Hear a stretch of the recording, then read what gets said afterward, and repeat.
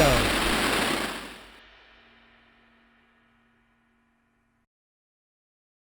What's up, everybody? Welcome to the Masters Fantasy Show, brought to you by MastersFantasyFootballLeagues.com. Joining us today, Dynasty Owl and the Doc.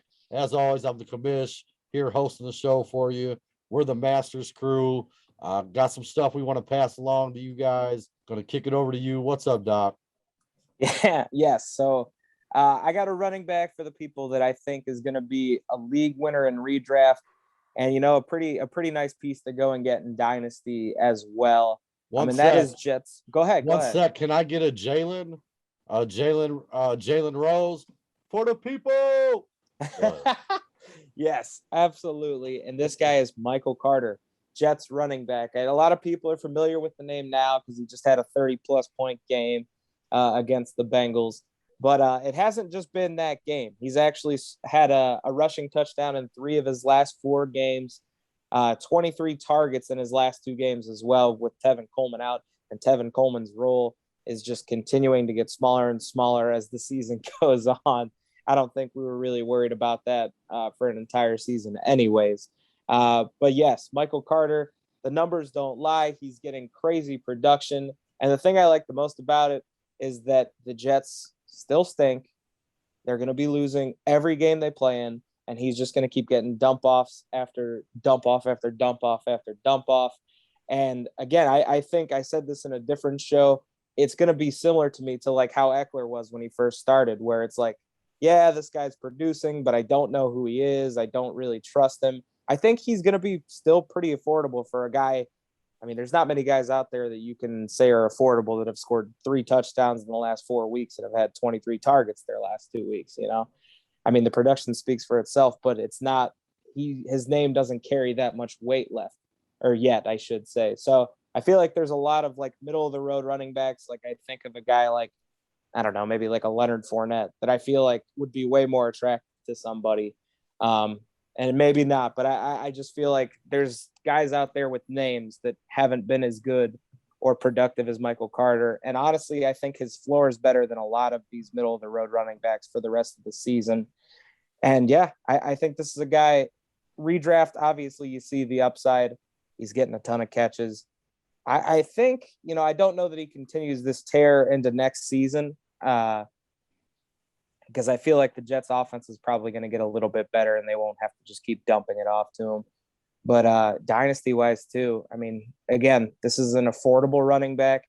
Might not be sexy. He's not 6'2", 220 pounds running a 4.4 40, but he's going to just get a ton of catches and he's going to, you know, he can run those in at the goal line too. He's going to be productive. That's plain and simple. That's it. So I'm going to get Michael Carter, redraft, dynasty. Does not matter. I honestly think he could win you a league in redraft though, for sure. Yeah, kind of like you said, I love his outlook the rest of the year. For me personally, I think he's the guy I'm trying to get right now in redraft in the dynasty. But then this offseason, he's going to be a guy I'm shopping a lot in dynasty, trying to cash in big, because I do worry a little bit just about his long-term future. But yeah, I mean, everything you said, love him right now. Yeah, go get Michael Carter.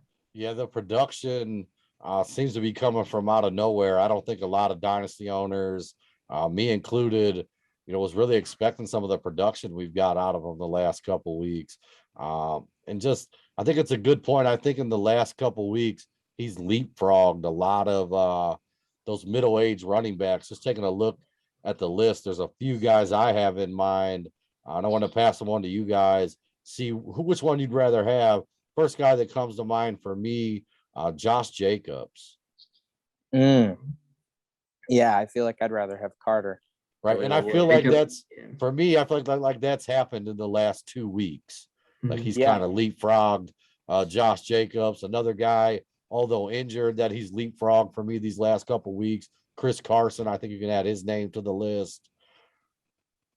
Yeah, I would say so. And actually kind of interesting, points wise, I think he's now second out of that rookie running back class. Behind Najee Harris, neck and neck in points per game with Elijah Mitchell was actually something that, you know, I'd kicked around with you guys. I'm going to toss the question out right now anyways. Elijah Mitchell at 13.6 points a game. Michael Carter at 13.5. That's how close it is. I actually think this is a question Dynasty owners, kind of need to know going into this offseason. Which one would you rather have right now? I think for me, I really love Elijah Mitchell, and I've loved what I've seen from him. But for me, I think I'd rather have Michael Carter just because I still think there's so much uncertainty in San Francisco still. And I mean, I know he's gotten a ton of the carries. It seems like, yeah, he's got it locked down. But I mean, Jeff Wilson's hurt. Sermon's been banged up. Hasty's been banged up. And I mean, he's looked really good, but this is like everybody in the entire backfield's hurt except for him. They have no choice but to give it to him 80% of the snaps. So I'm still wanting to see how much they use him when all those other guys are healthy. At that point, I'll be able to make a better choice here. But for right now, the way things are right now, I got to go with Michael Carter. Dynasty Owl, you agree?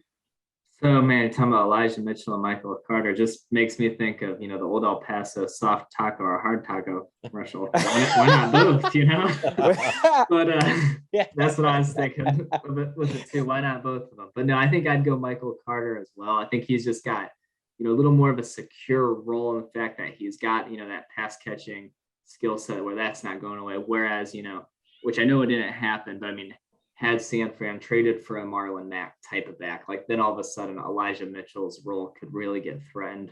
But they didn't do that. So the rest of the year going forward, I do like Elijah Mitchell, but I just think that San Fran system, like you can plug and play a lot of backs where I think Michael Carter's, his role makes me feel more safe. And for that reason, I go Michael Carter. Yeah. And I was really hoping that you guys both picked the same guy. Because it led me to my next and final question to wrap up the show. If you were, if I'm sitting on Michael Carter on a rebuild team, is there any chance that you as an ETN owner would make that trade?